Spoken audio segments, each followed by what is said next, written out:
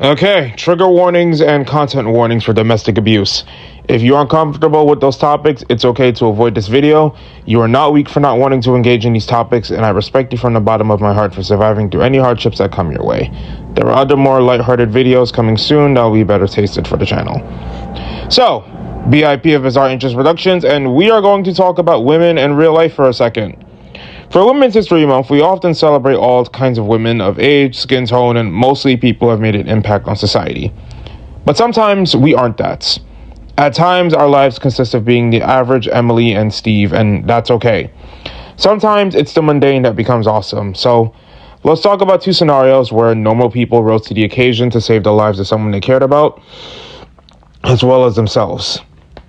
This would be the part where I joke about if I had a nickel for every time two incidents involving someone pretending to call for pizza when in reality they were calling the police to masquerade their true intentions to avoid attacks by their abuser.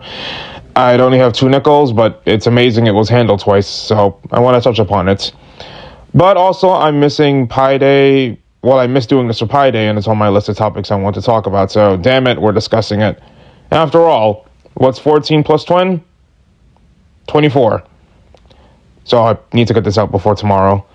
Also, another reason why I'm doing this video is because when the second one happened, a bunch of people got confused and thought it was a repeat of the first story, just made more public to social media. So I actually want to do my due diligence and go into details of both. So first, we're going to talk about the Ohio case. Granted, I'm not going to be mad at NBC News for pointing out that the officer police who noticed it should have been lauded for recognizing the girl called was trying to report a domestic abuse. Violent incidents. But let's be honest, the dispatcher does deserve credit for figuring that out when most police officers probably would have ignored it or thought it was a prank. So how this started was that the chief of police, Mike Navarre, was driving home on November 13th of 2019, almost 6 years ago, listening to dispatches when he heard a call the dispatcher named Tim Tenick answered. The conversation between a 38-year-old woman, who, as of writing, I found out to be Tiffany Urban, and the dispatcher went like this, and I'm going to paraphrase, even though most of what happened was kind of accurate. I would like to order a pizza, giving her address. You called 911 to order a pizza? Yes, here's my apartment number. This is the wrong number to order a pizza. No, you're not understanding. I'm getting you now, okay? The guy still there? Yeah, I need a large pizza. Pepperoni. Do you need a medical crew? No. Can you stay on the phone long? No. I'll get them going. Now, I'm not sure editing yet if I'm going to actually post the image of the dialogue itself, since I did type it in my script. But before I continue, keep in mind that she's trying to make sure the person responsible for the abuse isn't being tipped off, so she has to keep her responses and answers very deliberate, dropping just enough hints to point out what's going on, but also making sure she's not tipping off the fact that the abuser is in the house and is nearby.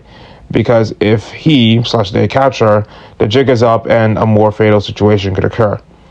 In an interview, Tiffany talked about how she was worried the dispatcher would not take her seriously, and when she had said no, she was actually thinking, please don't hang up on me.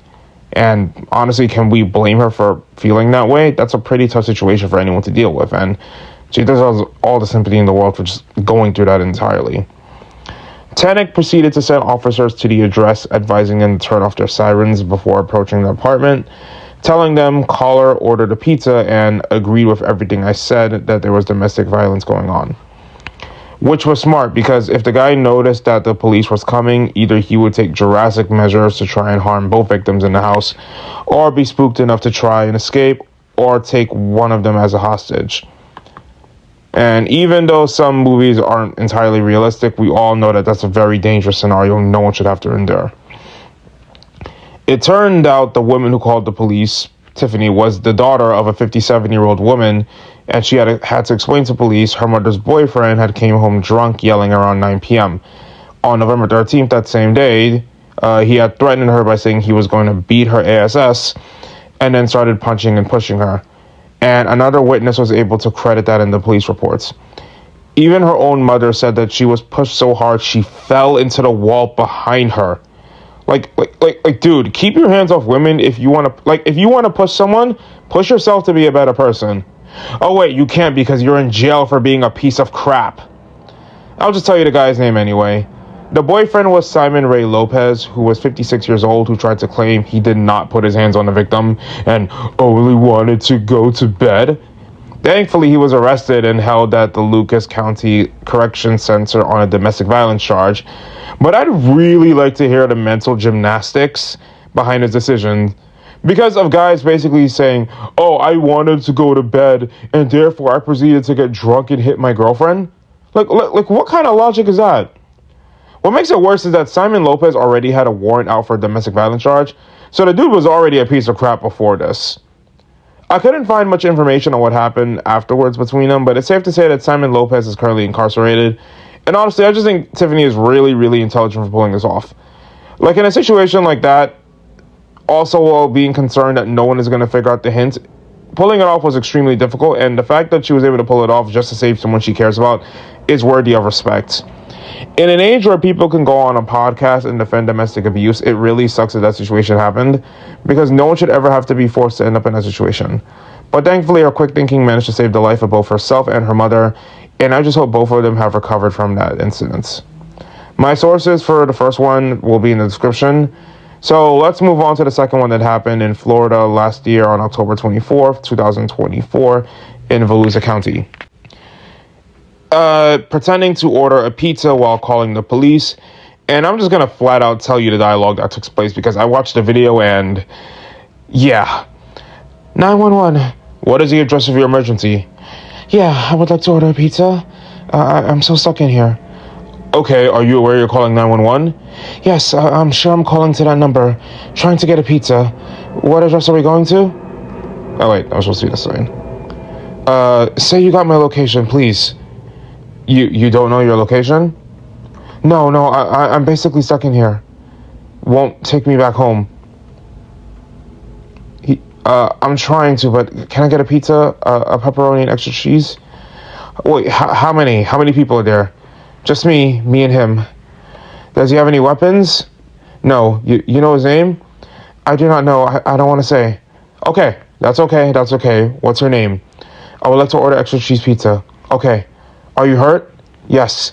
Just stay on the line with me. Okay, I'm gonna get help out there to you. All right. The cops heard loud music coming from a field in Pearson, where they approached the sound where they discovered a male on top of her, and she was screaming that he was trying to RAP with the E on the side her, asking them to help her, and they immediately pulled her off while she's screaming in the background. The cops had to triangulate her location to find her, but if you choose to watch the video, it's absolutely heartbreaking how sad it sounds. The worst part is that according to the sheriff, when she had explained what happened, according to her, they had went to the ferry to drink a couple of drinks and alcoholic beverages, but he did a line of cocaine and his personality did a complete 180 where he became extremely violent, wouldn't let her go, and then tried to assault her. Luis Diego Hernandez Moncano, 27 years of age, was held up for 48 hours, so Immigration and Customs Enforcement, aka ICE, can take custody. And while I'm not a fan of ICE at all, especially since I know some people would use it as an excuse to complain about undocumented immigrants, it just sucks that something that was meant to be fun ended up becoming something so toxic and traumatizing. And what bugs me is when people use the whole, they were just on alcohol excuse. Like, guys, alcohol doesn't turn people into grapists and abusers. It just unlocks your inhibitions. So if it's something you always wanted to do, you're just basically using the alcohol as an excuse. Is why can people go, oh, I want to have sex with you only if you're drunk? Like, no, you want them, but you just don't want them while you're sober. So do you really like them at all? I know, it depends on the situation, but still. Eventually, he was arrested and charged with SUL battery, strangulation battery, and false imprisonment. And I'm just glad he's behind bars where he doesn't have to hurt anyone. So, what can we learn from this given that we've had two incidents that are very similar? Well, according to The Independent, police departments have pushed back on the pizza tactics since officers may not identify a food order as a cry for help from someone worried about alerting others. This also caused new reports to have debunking myths circulating on social media that dispatchers are trained to see hidden meanings in a request for help or support, which honestly everyone should recognize, especially since both dispatchers were hesitant about considering it even if they ultimately recognized something was going on. Even Mr. Tenick said he was never taught to treat a pizza call with suspicion, because there are people who have accidentally done that or called 911 instead of the police by mistake. The reason both police organizations were able to determine what was going on was because he was taught to listen to each call carefully. In his words, if it's your only option and that abusive person is next to you and listening to everything you say, then by all means, you call and order that pizza. I think the lesson we should take is that we need to listen to one another much more than we usually do. Sometimes someone may be hurting or have scars, and if we're really paying attention and notice the signs, maybe we can also prevent another tragedy. And if you're ever in a dangerous situation, take a risk. Maybe you'll be able to save yourself and others from someone who chose to discard their humanity for wickedness. So, this is BIP of Bizarre Interest Productions, trying to make sure through shorts or videos I get some content uploaded at least once a day, because thank goodness for the shorts I did yesterday. I'm going to try and fight this mental funk. Thanks again for 100 subs and for listening to my crazy self, and have a good Monday and Tuesday. Also, domestic abusers suck, and survivors deserve all the love and support that we can give them.